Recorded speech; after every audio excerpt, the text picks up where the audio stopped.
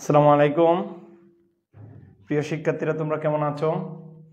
আমরা অনলাইন ক্লাসের ধারাবাহিকতায় আজকে আবার তোমাদের মাঝে হাজির হয়েছি কেমিস্ট্রি ফার্স্ট পেপার ক্লাস নিয়ে। আমরা বেশ অনেক দিন যাবত এই অনলাইন ক্লাস নিয়ে আসছি। এই অনলাইন ক্লাসের ধারাবাহিকতায় আজকে আমরা তোমাদের এই আজকের আয়োজন। তো আমরা এই ক্লাসগুলা ঠিকঠাক তোমাদের সাথে নিতে পেরে আসলে আমরা নিজেরাই খুব আশান্বিত যে তোমাদের সাথে এই কোভিড-19 পরিস্থিতিতে আমরা ক্লাস নিতে পারতেছি, আমাদের যার যেটা কাজ সেটা করতে পারতেছি। এই কাজটা করতে পারাটাই কিন্তু আমাদের জন্য মূল বিষয়। তো আশা করব যে তোমরা এই আমার ক্লাসটা ঠিকঠাক মতো দেখতে পাচ্ছ আর দেখা যাচ্ছে।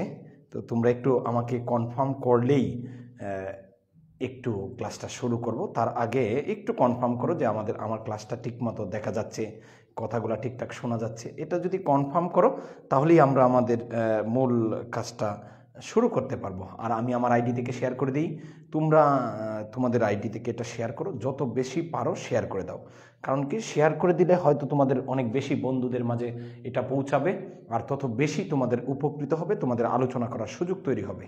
তো আশা করি তোমরা আমাকে এই ক্লাসটা শেয়ার করবা এবং আমার সাথে কমেন্টের মাধ্যমে সংযুক্ত থাকবা।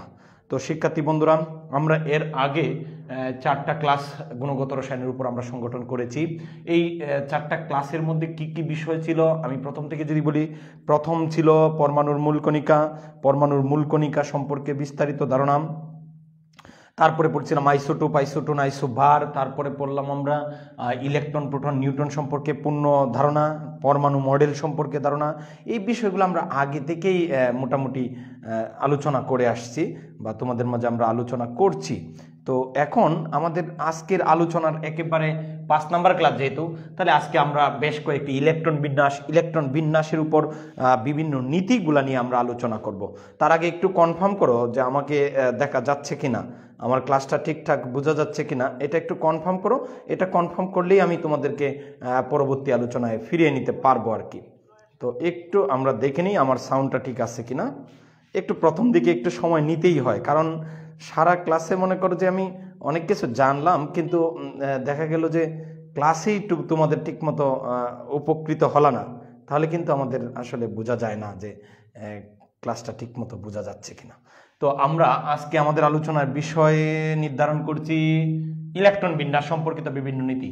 তাহলে আমরা তোমাকে একটু সময় দিব আহ্বাও নীতি, হুন্ডের নীতি এবং পলির বর্জন নীতি একবার একটু দেখে নাও। আমি এর মধ্যে একটু দেখে নিচ্ছি যে ঠিকঠাক দেখা যাচ্ছে কিনা, তোমরা একটু কমেন্টে জানাও।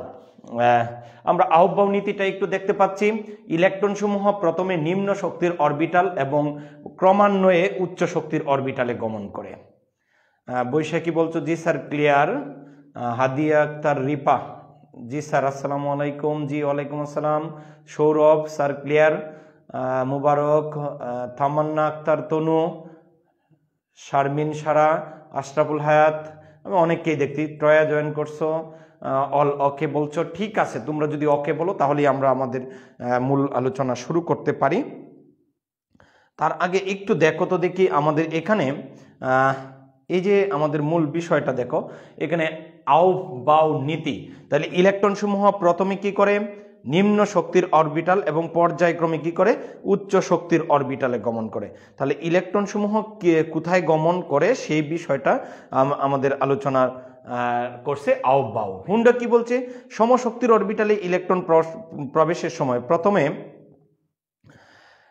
প্রথমে কি করে, সমশক্তির অরবিটালে প্রবেশের সময় ইলেকট্রন প্রথমে তোমার একই স্পিনে অর্ধপূর্ণ হয় এবং পরবর্তীতে বিপরীত স্পিনে যুগ্মতা লাভ করে। আমরা দেখতে পাচ্ছি এবার অনেকেই জয়েন করছো। এরপরে পলির বর্জন নীতি, আরো পরিষ্কার বিষয়টা হচ্ছে এরকম, একটি পরমাণুতে যে কোনো 2টা ইলেকট্রনের, একটা পরমাণুর মধ্যে অনেকগুলা বহু ইলেকট্রন বিশিষ্ট পরমাণুর ক্ষেত্রে আমরা যদি যে কোনো ইলেকট্রনের 4টা কোয়ান্টাম সংখ্যার মান নির্ণয় করি, কখনোই এক হতে পারে না। আমি আরো দেখতে পেয়েছি রিদি জয়েন করছো, ইমরান জয়েন করছো, সঞ্জু জয়েন করছো, মাহফুজ জয়েন করছো, আকরাম। হ্যাঁ, আমরা মোটামুটি এখন অনেকেই জয়েন করছো, যেহেতু আমরা আমাদের ক্লাসে যাই মূল আলোচনায়। আমি আবার বলছি, প্রথম থেকে ব্যাপারটা বলছি এরকম, আহ্বাও নীতি, ইলেকট্রন সমূহ প্রথমে নিম্ন শক্তির অরবিটাল এবং ক্রমান্বয়ে উচ্চ শক্তির অরবিটালে গমন করে। আমি এইগুলা পরে পড়াবো বিস্তারিত, কিন্তু আগে লিখে নিলাম কেন, পরে যাতে লিখে নিলে আমার সময়টা ক্ষেপণ না হয়, এই বিষয়টার জন্যই আমরা আগে থেকে লিখে নিলাম। এরকম ইলেকট্রন সমূহ প্রথমে নিম্ন শক্তির অরবিটালে প্রবেশ করে। তো আমরা জানি অরবিটালে শুরু হয় এরকম 1s 2s 2p 3s 3p 3d, তারপরে 4s 4p 4d, এরকম আরো অনেক আছে টিং টিং টিং টিং।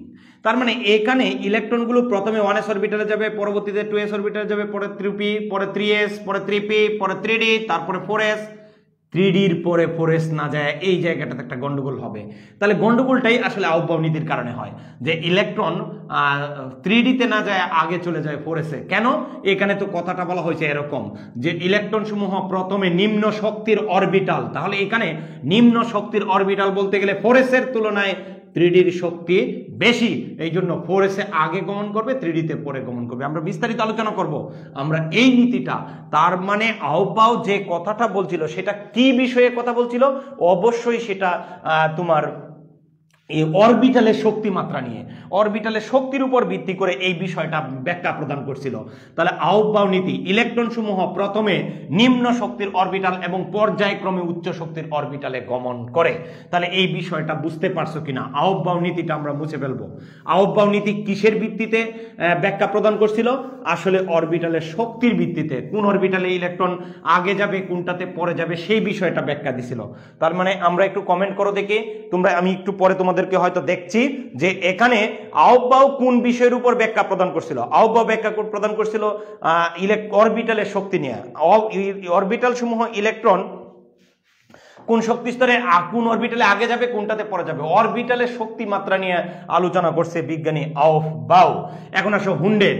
হুন্ডেরটাও তোমরা বুঝো যে একটা অরবিটালের মধ্যেও অনেকগুলো মানে উপস্তরের মধ্যে অনেকগুলো অরবিটাল থাকে। যেমন 2p উপস্তরে অরবিটাল আছে 3টা, তাহলে 3টার শক্তি প্রায় কাছাকাছি। তাহলে এই 3টা শক্তি স্তরে ইলেকট্রনগুলো প্রথমে কি করবে? 9-10-এ পড়ে আসছে এগুলা, হয়তো তোমাদের কাছে এই নামটা অপরিচিত, কিন্তু নিয়মটা অপরিচিত না। নিয়ম সম্পর্কে আমি জানি, খুব ভালো ধারণা নিয়ে আসছো। তো আশা করি ব্যাপারটা বুঝতে পারছো যে সমশক্তির অরবিটাল অর্থাৎ 2p অরবিটালের মধ্যে 3টা অরবিটাল আছে 2p উপস্তরে। তাহলে এটার মধ্যে যদি ধরো ইলেকট্রনগুলো যায়, এখানে আগে 2টা যাবে এরকম না, আগে একটা একটা করে একই স্পিনে অর্ধপূর্ণ হবে, তারপরে বিপরীত স্পিনে যুগ্মতা লাভ করবে। এই নীতিটাকেই বলা হয় হুন্ডের নীতি। তাহলে আউটবাউ কি বলছিল? আউটবাউ বলছিল অরবিটালের শক্তি নিয়ে। অরবিটালের মধ্যে যেটা শক্তি বেশি সেটাতে ইলেকট্রন পরে প্রবেশ করবে, আর যেটা শক্তি কম সেটাতে ইলেকট্রন প্রথমেই প্রবেশ করবে। আর হুন্ড কি বলছে? হুন্ড বলছে কি? হুন্ড বলছে যে সমশক্তির অরবিটালে ইলেকট্রন প্রবেশের সময় প্রথমে একই স্পিনে অর্ধপূর্ণ হবে, পরবর্তীতে বিপরীত স্পিনে যুগ্মতা বা জোর গঠন করবে। আমরা এই বিষয়টা লিখে আমরা মুছে ফেললাম। আর এখানে আমরা এখন যে বিষয়টা বলবো সেটা হচ্ছে আমি দেখতেছি অনেকেই জয়েন করছো, সিনহা জয়েন করছো, ফজিলাতুন্নিসা, অবি, সঞ্জু, অনন্ত। হ্যাঁ ঠিক আছে, অনন্ত বলতেছো যে 2px 2py 2pz এগুলা শক্তি কিন্তু একেবারেই এক না, কিন্তু অনন্ত এটা কাছাকাছি শক্তি সম্পন্ন, এই জন্য এটার ক্ষেত্রে এরকম হয়। তাহলে পলির বর্জন নীতি কি? পলির বর্জন নীতিটা আবার আমি পড়ছি। একটি পরমাণুতে যে কোনো 2টা ইলেকট্রনের, একটা পরমাণুতে ধরো অক্সিজেনের মধ্যে 8টা ইলেকট্রন আছে, 8টা ইলেকট্রনের মধ্যে তুমি যে কোনো 2টা ইলেকট্রন নিতে পারো। তাহলে যে কোনো 2টা ইলেকট্রন নিয়ে যদি তার 4টা কোয়ান্টাম সংখ্যা, আমরা গত ক্লাসে কোয়ান্টাম সংখ্যা পড়ছিলাম n l m s হিসাব করি, তাহলে এটার যে কোনো 2টা ইলেকট্রনের এই 4টা কোয়ান্টাম সংখ্যা কখনো এক হবে না। আমরা বিস্তারিত পড়বো আজকে, তো আমরা শিরোনামগুলো একটু সাজায় নিলাম।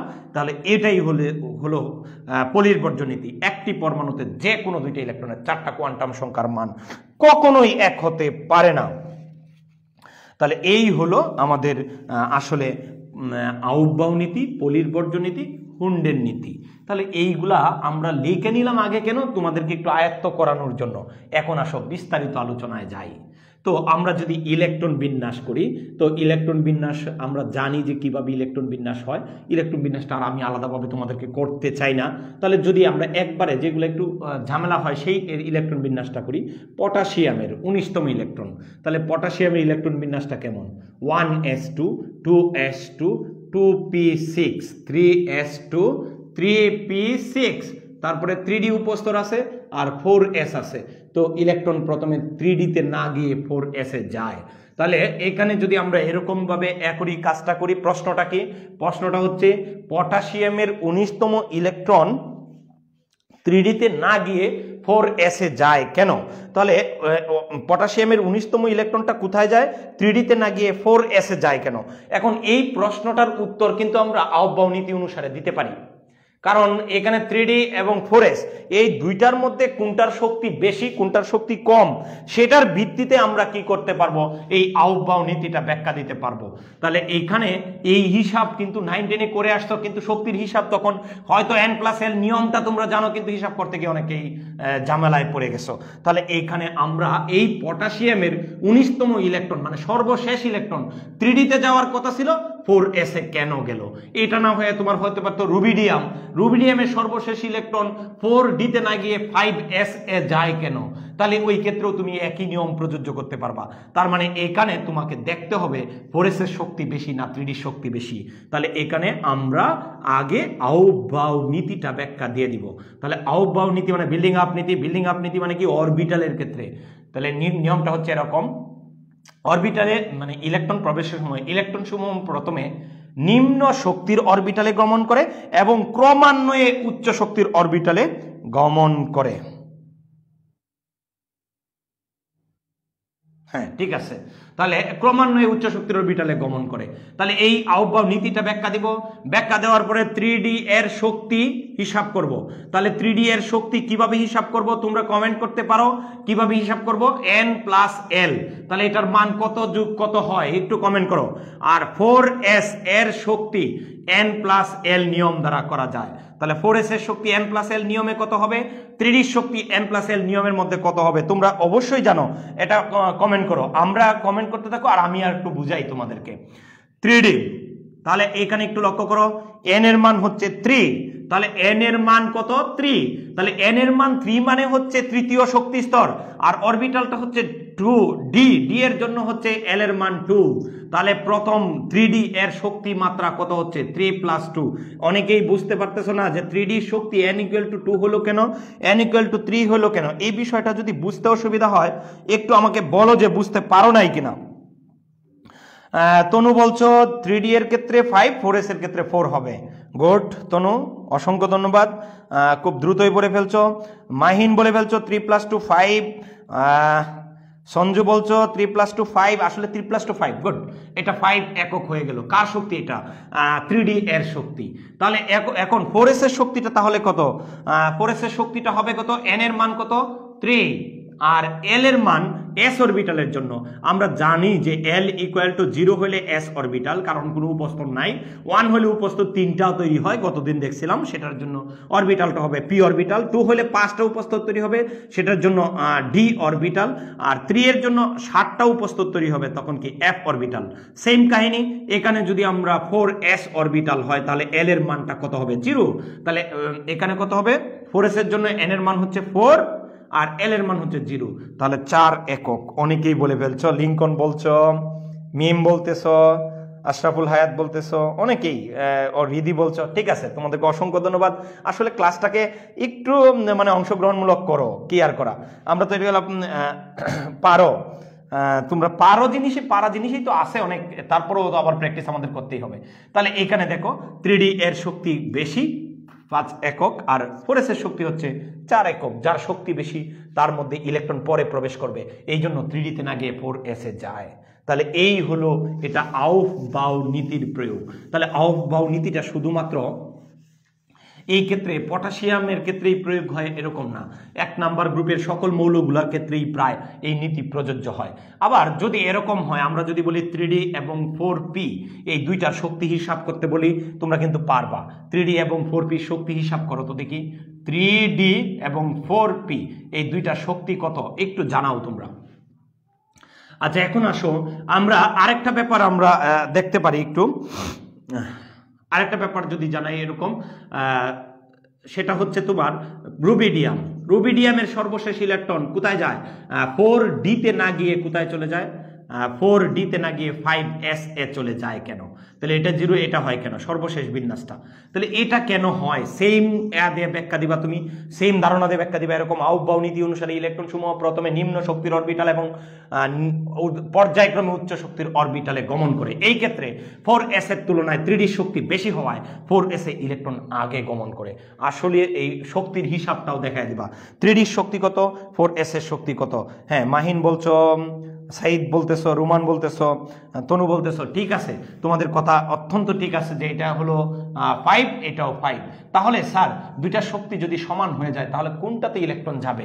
এই ক্ষেত্রে এন এর মান দেখবা, এন এর মান যেটা ছোট সেটাতে ইলেকট্রন আগে যাবে, অর্থাৎ 3d তেই ইলেকট্রন আগে যাবে। 3d এবং 4p দুইটা শক্তি এক হলেও দুইটার মধ্যে কোয়ান্টাম সংখ্যার, প্রধান কোয়ান্টাম সংখ্যার মান যেহেতু এটা, তাহলে এটাতেই ইলেকট্রন আগে যাবে। তার মানে এইটাও আমরা মোটামুটি বুঝে ফেলছি। হৃদয়, ঠিক আছে, থ্যাংক ইউ।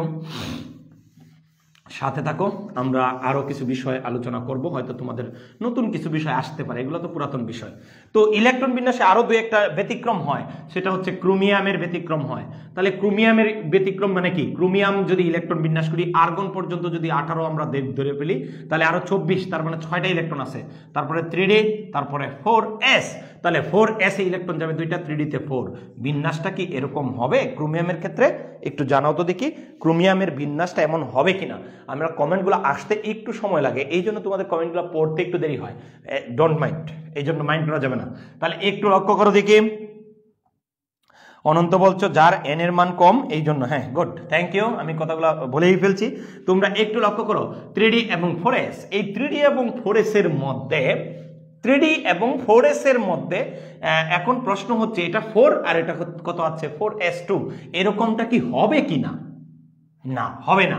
এই ক্ষেত্রে 3d 5 হয়ে যাবে আর 4s কত হয়ে যাবে? 1। এই কেন? এটা আমরা জানি ডি অরবিটালে 10টা ইলেকট্রন থাকতে পারে। তাহলে ডি অরবিটালে যেহেতু 10টা ইলেকট্রন থাকতে পারে, তার মধ্যে যদি 5টা অথবা 10টা ইলেকট্রন থাকে তাহলে অর্ধপূর্ণ সুস্থিত এবং পূর্ণ সুস্থিতি লাভ করে।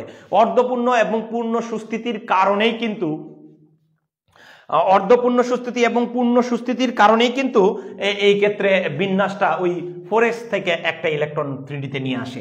এরকম ঘটনা শুধু এটার ক্ষেত্রে হয় না, এটা ভুল, এটা সঠিক, এটা সঠিক। অনেকেই বলছো জি স্যার, বৈশাখী বলছো, হ্যাঁ অনেকেই ব্যাপারটা, আরিফুল বলছো ঠিক আছে স্যার এটা, হ্যাঁ আমরা জানি এই ব্যাপারটা, তোমরা জানো। কপারের ক্ষেত্রেও একই ঘটনা ঘটে কিন্তু 29 নাম্বার। তাহলে কপারের ইলেকট্রন বিন্যাস করলে এই 3d তে আর 4s এ, তাহলে 4s এ 2টা, 3d তে কয়টা? 9টা হওয়ার কথা, কিন্তু না, পূর্ণ সুস্থিতির জন্য সে কি করে, এই 3d তে 10টা এবং 4s এ একটা ইলেকট্রন আসে। তাহলে এখন যদি তোমাদের মধ্যে একটা প্রশ্ন করি, এই বিষয়ে তোমাদের কারো কোনো সন্দেহ নাই, আমি জানি যে এটা খুব ভালোভাবে বুঝো। এখন তোমাকে যদি একটা কোশ্চেন করি, জাস্ট একটা কোশ্চেন, সেটা হচ্ছে আচ্ছা একটু লক্ষ্য করো তো, এসটা 2টা যখন থাকে, এস কিন্তু পূর্ণ সুস্থিত থাকে, তাহলে এস এর পূর্ণ সুস্থিতি বিনষ্ট করে আমরা কি করছি? ডি এর অর্ধপূর্ণ সুস্থিতি লাভ করছি। কেন সেটা? বা এখানে ডি পূর্ণ সুস্থিতি হওয়ার জন্য এস এর সুস্থিতি বিনষ্ট করতেছি, এটা কেন? এই দুইটা কারণ কি? মানে এস এর সুস্থিতি বিনষ্ট করে ডি এর সুস্থিতি লাভ, এটা কেন হচ্ছে? এই বিষয়টা যদি কেউ জানো সেটা আমাকে একটু কমেন্ট করো তো দেখি, আমি তোমাদেরকে একটু পরে আনসার করতেছি এই বিষয়টা। মানে এস এর পূর্ণ সুস্থিতি বিনষ্ট করে ডি এর অর্ধপূর্ণ সুস্থিতি হয় কেন, এই বিষয়টা নিয়ে একটু আলোচনা করো। তাহলে আমরা আউফ বাউ নীতি সম্পর্কে মোটামুটি ধারণা হয়ে গেছে। এখন আসো হুন্ডের নীতির প্রয়োগ দেখি। তাহলে হুন্ডের নীতিতে ইলেকট্রন বিন্যাস করব। হুন্ডের নীতিতে উপস্তরের মধ্যে বিদ্যমান অরবিটালগুলো বক্স আকারে একই শক্তি সম্পন্নগুলো আর কি একই আকারে দেখা দেওয়া উচিত। যেমন এটার মধ্যে প্রথম ইলেকট্রন যায় 1s এ, তাহলে 1s এ আমরা জানি একটা ইলেকট্রন ঘড়ির কাঁটার দিকে থাকে আর একটা ইলেকট্রন বিপরীত দিকে থাকে। ফাহিম একটু দেরি করে ফেলছো মনে হয়, আচ্ছা একটু লক্ষ্য করো, এরকম দুইটা 1s2, তাহলে 7টার মধ্যে দুইটা চলে গেল। তারপরে দ্বিতীয় শক্তি স্তরের s অরবিটালের উপস্থন নাই, তাহলে বক্স একটাই, তাহলে 2s2, তাহলে হয়ে গেল 4টা ইলেকট্রন। তারপরে দ্বিতীয় শক্তি স্তরে p অরবিটাল আছে, তাহলে p এর উপস্তর কয়টা? p এর উপস্তর হচ্ছে তোমার 3টা, ইলেকট্রন বাকি আছে 3টা। তাহলে এই ক্ষেত্রে দ্বিতীয়টা অর্ধ হয়েছে। অনন্ত বলছো দ্বিতীয়টা অর্ধ হয়েছে, আরো ক্লিয়ার করো, আমি ক্লিয়ার না এখনো অনন্ত, ওই প্রশ্ন ক্লিয়ার না এখনো। তাহলে একটু লক্ষ্য করো, এখানে নাইট্রোজেনে না 3টি ইলেকট্রন রয়েছে, একটার মধ্যে 2টা আরেকটার মধ্যে একটা, এমনটা কখনোই হবে না। কি হবে? এখানে 1টা 2টা 3টা এরকম অর্ধপূর্ণ সুস্থিত হবে। অর্ধপূর্ণ সুস্থিত মানে আগে একই স্পিনে অর্ধপূর্ণ হবে, যদি আরো ইলেকট্রন থাকতো পরে কি করতো, ওইখানে ইলেকট্রনগুলো যাইতো। তাহলে এই বিষয়টা পরিষ্কারভাবে বুঝতে পারছো কিনা? আমি একটু আগের কোশ্চেনের উত্তরটা একটু নিতে চাই। ইলেকট্রন সংখ্যা কি লিখছো আসলে, ইংরেজি বাংলায় লিখছো তো, অর্ধপূর্ণ বা পূর্ণ অবস্থায় সুস্থিতি, তাই? আচ্ছা ঠিক আছে, সেটা আমি তোমার সাথে একমত, কিন্তু মাহিন আমার কথা হলো যে একটার অর্ধপূর্ণ সুস্থিতি বিনষ্ট করে আরেকটা অর্ধপূর্ণ সুস্থিত কেন হচ্ছে, কোশ্চেনটা হচ্ছে এটা। আচ্ছা এটার ক্ষেত্রে একটু লক্ষ্য করো, নাইট্রোজেনে এরকম হয়, আর অক্সিজেনে যদি আমরা ইলেকট্রন বিন্যাস দেখি 8টা, তাহলে কি হবে 1s2, তারপরে 2s2, তারপরে 2p, 2pর মধ্যে ইলেকট্রন কয়টা আছে? 2pর মধ্যে ইলেকট্রন হবে 4টা, তাহলে একটা 3টা আর একটা 4টা। এইভাবে প্রথমে অর্ধপূর্ণ হয়, পরবর্তীতে বিপরীত স্পিনে যুগ্মতা লাভ করে। বিষয়টা 9-10-এ তোমরা পড়ে আসছো, কিন্তু নামটা জানতা না যে এটা কিসের ভিত্তিতে হচ্ছে। তাহলে এটা বিজ্ঞানী হুন্ডের নাম অনুসারে হুন্ডের নীতি বলা হয় এটাকে। তাহলে হুন্ডের নীতিটা কি? যে সমশক্তির অরবিটালে ইলেকট্রন প্রবেশের সময় প্রথমে একই স্পিনে অর্ধপূর্ণ হয়, পরবর্তীতে বিপরীত স্পিনে যুগ্মতা লাভ করে। আশা করি ব্যাপারটা ক্লিয়ার। তোমরা ক্লিয়ার কিনা এই বিষয়টা একটু আমাকে জানাও, যে তোমরা এই হুন্ডের নীতির বিষয়টাও পরিষ্কারভাবে বুঝতে পারছো কিনা। এখন আসো আমরা পলির বর্জনীতি পড়ার আগে যে কোনো ইলেকট্রনের কোয়ান্টাম সংখ্যার সেট কিভাবে নির্ণয় করা যায়, মানে 4টা কোয়ান্টাম সংখ্যা যে কোনো ইলেকট্রনের কিভাবে নির্ণয় করি সেটা। আচ্ছা পরের প্রশ্ন যদি তোমরা আনসার না করতে পারো, পরে হলেও আনসার করতে পারবা, ছবি তুলে কমেন্ট করতে পারবা, আমি ওই ছবিগুলোর উত্তর পরে হলেও দিব। ঠিক আছে, আমরা ওইটা নিয়ে টেনশন না করে এখন আসো নতুন বিষয় নিয়ে টেনশন করি। তার মধ্যে একটা বিষয় হচ্ছে এরকম, কোয়ান্টাম সংখ্যার সেট নির্ণয় খুবই গুরুত্বপূর্ণ, কারণ উদ্দীপকে এটা মাঝে মধ্যেই আসে কোয়ান্টাম সংখ্যা দ্বারা। কোয়ান্টাম সংখ্যার সেট নির্ণয়,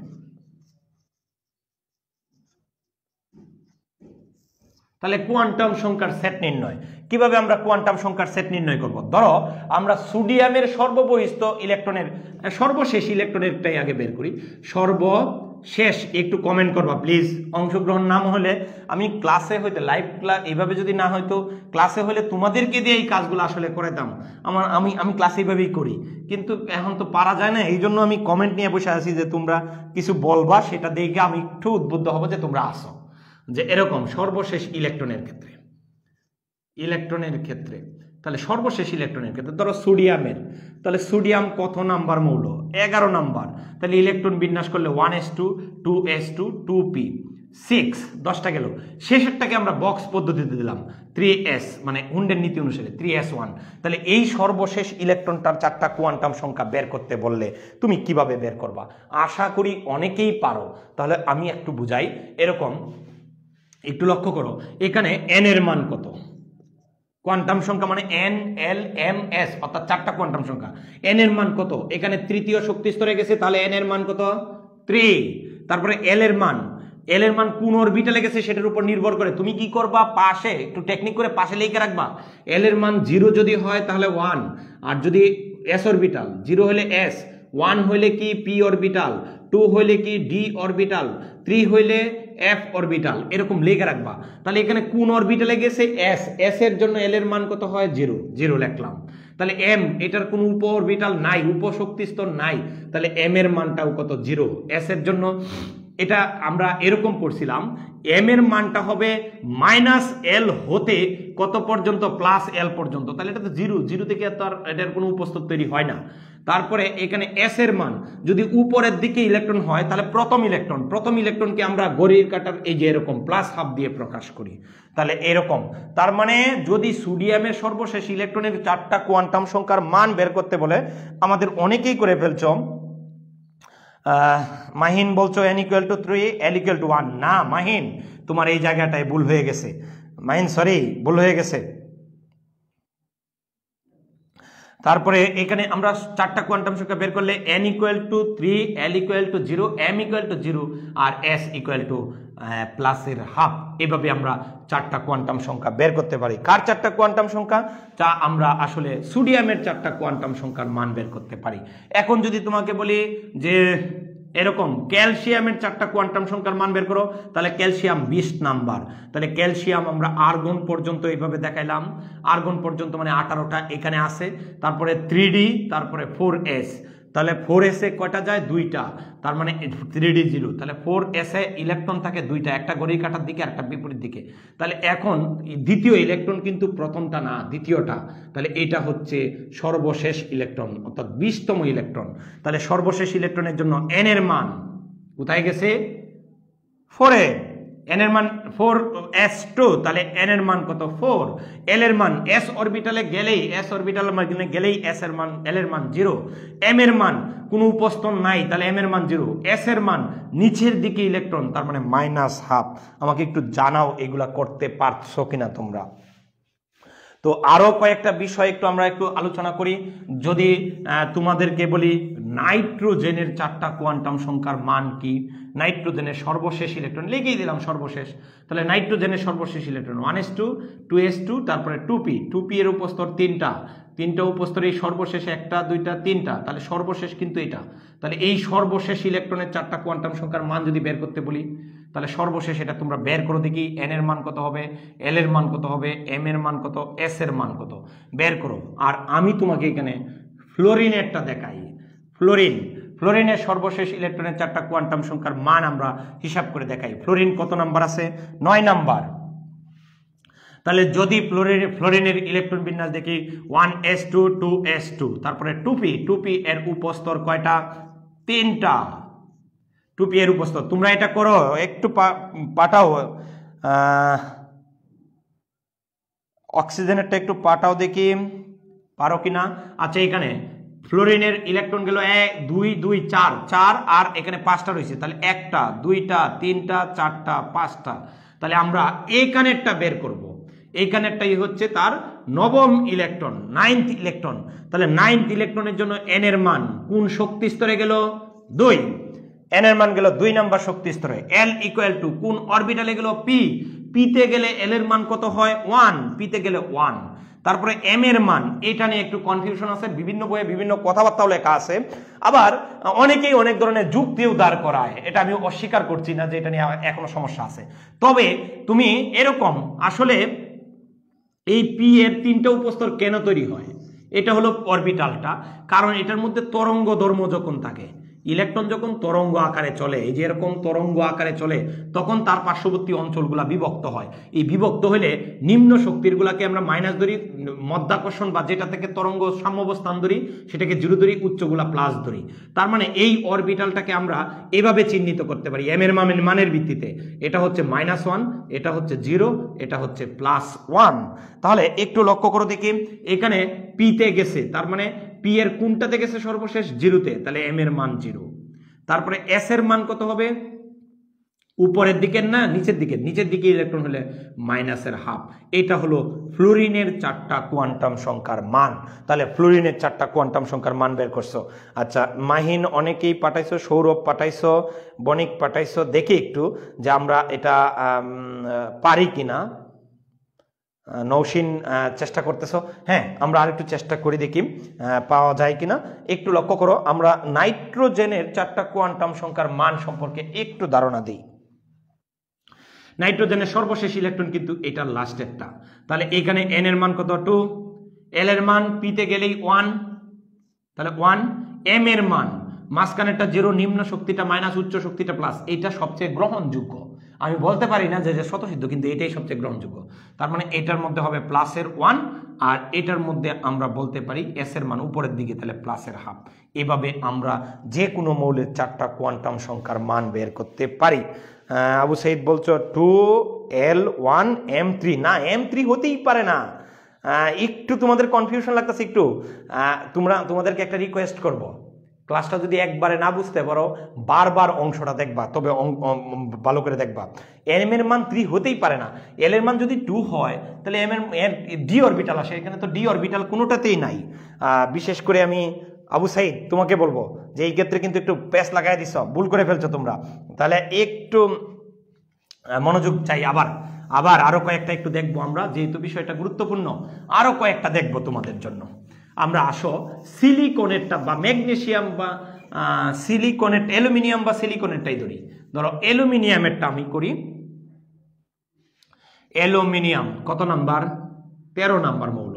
1s2 2s2 2p6 3s2, তারপরে 3p, তাহলে 3p এর উপস্তর কয়টা? 3p এর উপস্তর 3টা। ইলেকট্রন কোনটাতে গেল? এখানে 10টা, 12টা, 13টা। এই ইলেকট্রনটার জন্য 4টা কোয়ান্টাম সংখ্যার মান কি হবে? লেখো তো দেখি। অ্যালুমিনিয়াম আগে একটু লিখে নিও যে aluminium n = l, n l m আর কত s, এই 4টা কোয়ান্টাম সংখ্যার মান বের করো। আমি সিলিকনেরটা বের করছি, একটু লক্ষ্য করো, তোমাদেরকে একটু সময় দিলাম, এটা করো একটু। সিলিকন 14 নাম্বার, তাহলে 1s2 2s2 2p6 3s2, তারপরে 3p এর উপস্তর কয়টা? 3টা। 3টার মধ্যে ইলেকট্রন কয়টা? 12টা পর্যন্ত গেছে, 13 14, তাহলে 14 নাম্বার হচ্ছে এটা। এই যে এটা হলো 14th ইলেকট্রন। তাহলে 14th ইলেকট্রনের জন্য যদি আমরা 4টা কোয়ান্টাম সংখ্যা হিসাব করি তাহলে কি হবে একটু লক্ষ্য করো। n এর মান কততম শক্তি স্তরে গেছে? 3। l এর মান কততম অরবিটালে গেছে? p তে গেলে l এর মান হয় 1। m এর মান কত? এটা হলো -1 0, এটা হলো +1, তাহলে কোন জায়গাটাতে 14তম ইলেকট্রন গেছে? 0-তে, 0। s এর মান উপরের দিকের ইলেকট্রন হলে +1/2 আর নিচের দিকে হলে -1/2। আশা করি এটা বুঝতে পারছো। এখন ওইটা করো দেখি কি হয়েছে। তোমরা বুঝতে পারছো কিনা একটু জানাও প্লিজ, বুঝতে পারছো কিনা, তাহলে আমি একটু আশ্বাস পাই যে বুঝতে পারছো। তাহলে এখানে n এর মান কত? 3। তারপরে l এর মান কত? p অরবিটালে গেছে, l এর মান কত? 2। তারপরে m এর মান কত? আমি একটু দেখি। তানবীর বলতেছো কাউসার 3 1 -1 +1 0, না 3টা দিবা না, একটাই দিবা তুমি, আর এর s এর মান হচ্ছে +1। গুড, হ্যাঁ ঠিক আছে তোমাদের। রিপা বলতেছো n = হ্যাঁ তোমাদের হয়েছে, অনেকেই অ্যালুমিনিয়াম অনেকেই করে ফেলছো। গুড, এই তো স্বর্ণাঘাতন করে ফেলছো, তো করে ফেলছো। এই তো আমি এই অংশগ্রহণটাই চাই। -1 আর একটা 0, -1 0 আর একটা হচ্ছে +1, এরকম করে আমরা 2-3টাই দিতে পারতাম এখানে m এর মান, কিন্তু 3টা দিব কেন? আমাদের দেখো 2-1টা বইয়ে কিন্তু এগুলা ক্লিয়ার করছে, বিশেষ করে সঞ্জিত কুমার গুহ বইয়ে এইগুলা ক্লিয়ার করছে। তো আমাদের মতভেদ থাকলেও এটার পক্ষে বেশি যুক্তি, তাহলে এটাকে আমরা বেশি গ্রহণ করব। তাহলে আমরা মোটামুটি যে কোনো ইলেকট্রনের 4টা কোয়ান্টাম সংখ্যার মান বের করা শিখে ফেলছি। এখন যদি বলি তোমাদেরকে একটু বলো তো দেখি, আমরা এখন একটু ক্রিটিক্যাল প্যাটার্নগুলোতে যাই। যদি বলি ক্রোমিয়াম কত নাম্বার? 24 নাম্বার মৌল। যদি বলি ক্রোমিয়ামের সর্বশেষ ইলেকট্রনের 4টা কোয়ান্টাম সংখ্যার মান বের করো, তখনই কিন্তু তোমাদের একটা প্রবলেম ক্রিয়েট হতে পারে। ক্রোমিয়ামের 4টা কোয়ান্টাম সংখ্যার মান কিভাবে বের করব? ক্রোমিয়ামের 4টা কোয়ান্টাম সংখ্যার মান বের করব, তাহলে আমাকে আগে কি করতে হবে? ক্রোমিয়ামের ইলেকট্রন বিন্যাস করতে হবে। তাহলে ক্রোমিয়ামের ইলেকট্রন বিন্যাস যদি লিখি, তাহলে ক্রোমিয়াম 24 নাম্বার মৌল। বেশ অনেকটা পরেই তোমরা কমেন্টগুলো দেখতে পারো, এই জন্য একটু সমস্যা হয়। তাহলে এক্ষেত্রে ক্রোমিয়াম 24 নাম্বার, আর্গন পর্যন্ত গেল, আর্গন পর্যন্ত যাওয়ার পরে 3d, তারপরে 4s, এখানে 3d 5 4s 1 হয়। এখন স্যার আমরা যদি সর্বশেষ ইলেকট্রন বিবেচনা করি, কোনটাকে বিবেচনা করব? 4s এর 1 নাম্বারটাকে নাকি 3d এর 5 নাম্বারটাকে? কোনটাকে করব একটু বলো। 3D এর 5 নাম্বারটাকে নাকি 4s এর 1 নাম্বারটাকে? যদি বলো, অনেকেই হয়তো বলতে পারো যে স্যার 4s এর 1 নাম্বারটাই সর্বশেষ ইলেকট্রন, তাহলে আমি বলবো যে পটাশিয়ামের ইলেকট্রন বিন্যাসেও তো সর্বশেষ ইলেকট্রন 4s1, তার মানে এটার ইলেকট্রন বিন্যাস আর পটাশিয়ামের ইলেকট্রন বিন্যাস একই রকম হয়ে যাবে। আর সর্বশেষ কোয়ান্টাম সংখ্যার সেট, অর্থাৎ n এর মান কত হবে 4, l এর মান হবে 0, m এর মান হবে 0, s এর মান হবে +1/2। তাহলে এটা যদি হয়, এটা 4s1 এর 4টা কোয়ান্টাম সংখ্যার সেট, তো সেটা তো পটাশিয়ামেরও যা হবে ক্রোমিয়ামেরও তাই হবে। তার মানে ক্রোমিয়ামের ওই 4s1টা হতে পারে না। তাহলে ক্রোমিয়াম যদি 4s1 হতো তাহলে হবে না। এখন বলতেছো, অনেকে বলতেছো 3D এর ক্ষেত্রে না, এই 3D এর ক্ষেত্রে তুমি আরো স্পেসিফিক করে বলতে হবে 3D এর কততম ইলেকট্রনটা, 3D এর 5 নাম্বারটা। অনেকেই হয়তো বলতে পারো যে না স্যার 4s1 যেহেতু হচ্ছে না, তাহলে 3D এর 5 নাম্বারটা করব। 3D এর 5 নাম্বারটা করলে 25 নাম্বার বলো ম্যাঙ্গানিজ। ম্যাঙ্গানিজের ক্ষেত্রে 3D5 হয় সর্বশেষ ইলেকট্রনের বিন্যাস। তাহলে এই ক্ষেত্রে n এর মান হবে 3, l এর মান হবে 2, m এর মান হবে কত, m এর মান হবে +2, s এর মান হবে কত +1/2। তাহলে এই ক্ষেত্রে ম্যাঙ্গানিজের সাথে মিলে যাবে, ম্যাঙ্গানিজ আর এই ক্রোমিয়ামের 5 নম্বরটা মিলে যাবে। তাহলে তো আমরা মহা বিপদে পড়লাম যে ক্রোমিয়ামেরটা ইলেকট্রন বিন্যাস করতে গেলে আমরা দেখা যাইতেছে 4s এর 1টাও করতে পারতেছি না, 3D এর 5 নম্বরটাও করতে পারতেছি না। অবশ্যই একটা ঝামেলা। এই ক্ষেত্রে তোমাকে যেটা করতে হবে, ইলেকট্রন বিন্যাসটা কি ঘটছে সেটার ব্যাখ্যাটা ভালোভাবে জানতে হবে। তাহলে এখানে এই বিষয়টা এরকম যে আর্গন হচ্ছে 18 নম্বর মৌল, 18 পর্যন্ত যাওয়ার পরে ইলেকট্রন কিন্তু 3D 4s তে 2টা যায় আর 3D তে কয়টা যায় 4টা। এটা হলো ক্রোমিয়ামের অস্থিত বিন্যাস, অস্থিত অবস্থায় সুস্থিতি হওয়ার আগ পর্যন্ত। তাহলে আমরা যদি 18-র পরে চিহ্নিত করি, বক্স চিহ্নিত করি, তাহলে এখানে ডি এর হলো 5টা উপস্তর আর এস এর হলো কয়টা উপস্তর, একটা। এটা হলো 3D আর এটা হলো 4s। এখানে 18-র পরে 19তম ইলেকট্রন, 20তম ইলেকট্রন, 21, 22, 23, 24তম ইলেকট্রন। তাহলে যেটা ঘটে এটা হলো 19, এটা হলো 20, 21, এটা 22, এটা 23, এটা হলো 24তম ইলেকট্রন। তাহলে 24তম ইলেকট্রন মানেই তো সর্বশেষ ইলেকট্রন, কারণ পারমাণবিক সংখ্যা 24। তার মানে এই ডি এর 4 নাম্বারটা হলো সর্বশেষ। এখন আমাদের যেটা ঘটে, এই 20তম ইলেকট্রনটা এই